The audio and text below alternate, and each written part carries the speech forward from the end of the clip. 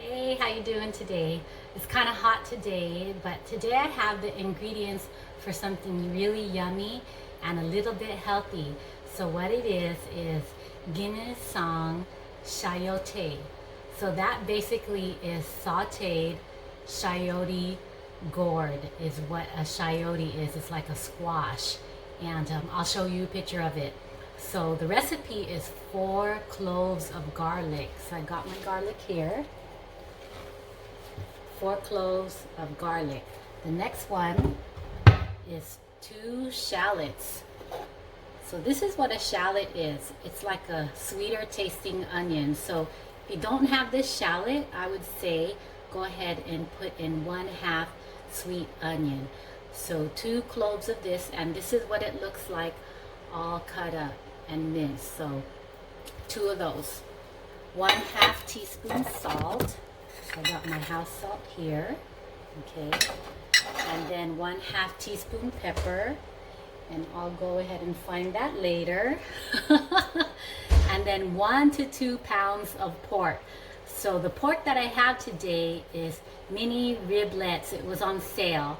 So this is what it looks like, all cut up. And I decided to go ahead and put 2 pounds into this saute dish because the kids love pork. So I'm gonna go ahead, and they're tiny riblets, but the reason that they are 2 pounds is because the bones make them heavy. So yes, we'll get some protein out of it, but it's not like a steak where every inch of it is beef. So I decided to do 2 pounds. So if you can get hold of 2 pounds, that would be good. 2 cups of water to saute it in and braise it in.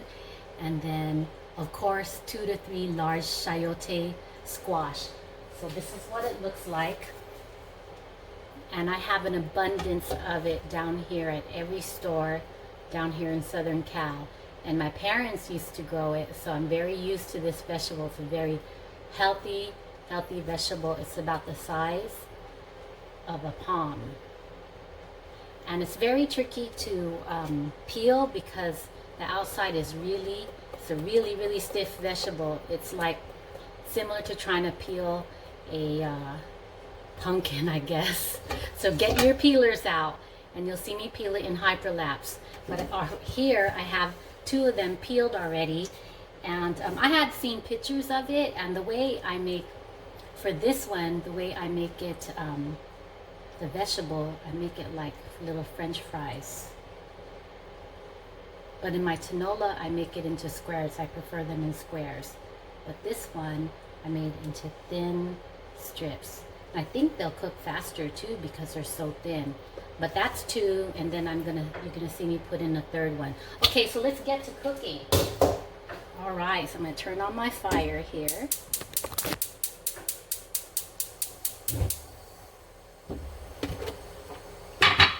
Okay, so I'm gonna start adding the ingredients.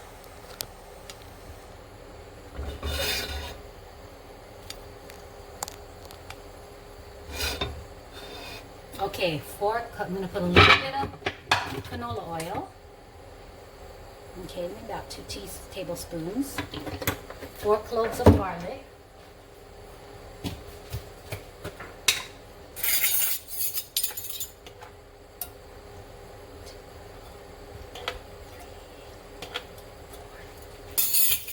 And then 2 shallots. Okay, 1 teaspoon of salt.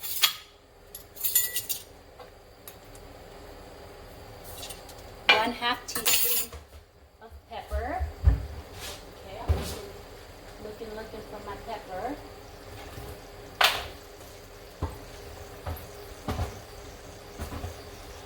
Okay, I'm going to add the pepper later. And then I'm going to go ahead and saute these. So I can cook it down a little bit before I add the pork. It'll make it taste so much better.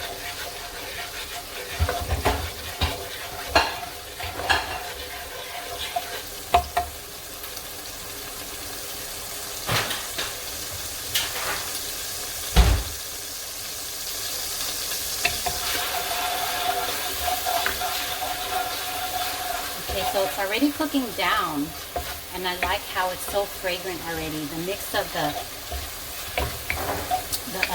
shallots and the garlic is just so nice. So I'm going to go ahead and add, so I can maximize the browning of the pork. I'm going to go ahead and add it in now.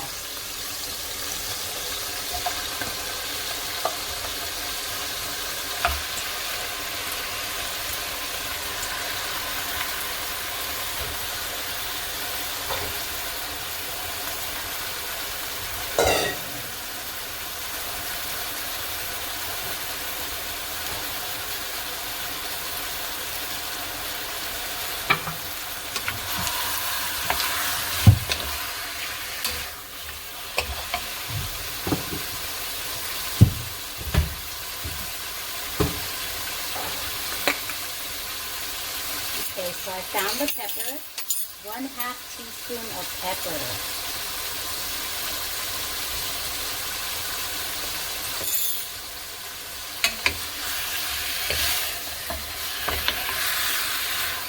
So by doing this, by browning the pork, it just makes the dish, it just kind of enhances the dish because the pork kind of absorbs some of the garlic and onion flavor. So for cooking it down, it kind of just makes it so much more, I guess, juicier when you bite into it and tastier. So I'm going to do this for a couple more seconds and I'm going to add the water.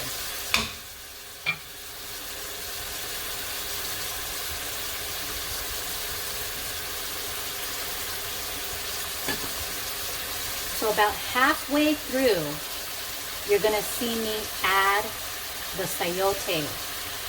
So adding the sayote will complete the recipe. But the cooking time for the sayote is half the time shorter than the cooking time for the ribs. The ribs, of course, for this pork, you have to leave it in longer. So you'll see me add that to complete the recipe, okay? Alright, so I am going to add the water now. This is about 2 cups of water, and that makes the stock for this rib soup. Okay, so, and if you have to add another cup because the water is falling short while it's cooking, it's no big deal. It won't change the taste, so you might see me doing that, but we'll just see how it goes.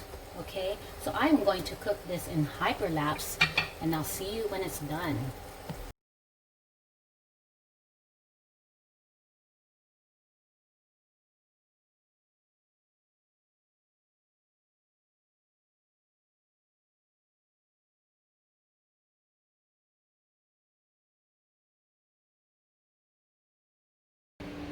Hey, so you saw how I cooked down all the vegetables and braised the ribs, and that was 4 cloves of garlic, 2 shallots, 1 teaspoon of salt, 1/2 teaspoon of pepper, and about 2 pounds of pork riblets. Then I added 2 cups of water, and then halfway through it, I went ahead and added the sayote squash. So I would say with that one, it took about 20 minutes of medium heat to cook everything down. Now I brought out another kind of pork that you might want to use, and I got this at the Asian market. It's pork belly shabu roll. You can see it there.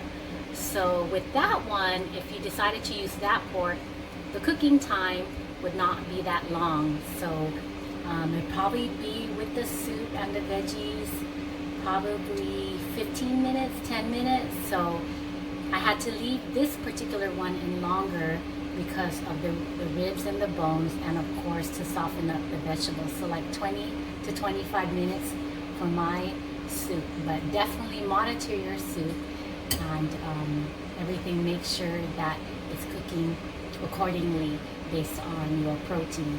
Okay, so I'm so excited to show you the final ingredients. So here is the final recipe. All right, still a little bit hot. All right, there you go. Isn't that delicious. Look at it, how delicious and healthy it looks. The soup, let me show you the soup up close. It cooked down with all the herbs, the garlic, and the shallots, and it's really, really good. Now, you might think that this might taste like tinola because I grew up on tinola and it's the next most familiar thing using the squash, but it doesn't taste like tinola. It tastes like a pork soup for sure. There's no ginger in this, as you see.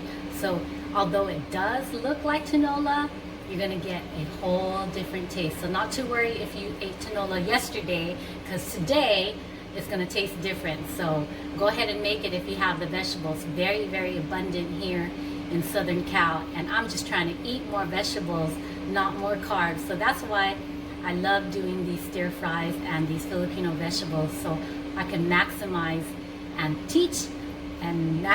teaching everybody how to cook Filipino vegetables or vegetables just in general, and make it kind of fancy so that you can kind of, you know, eat more, I guess.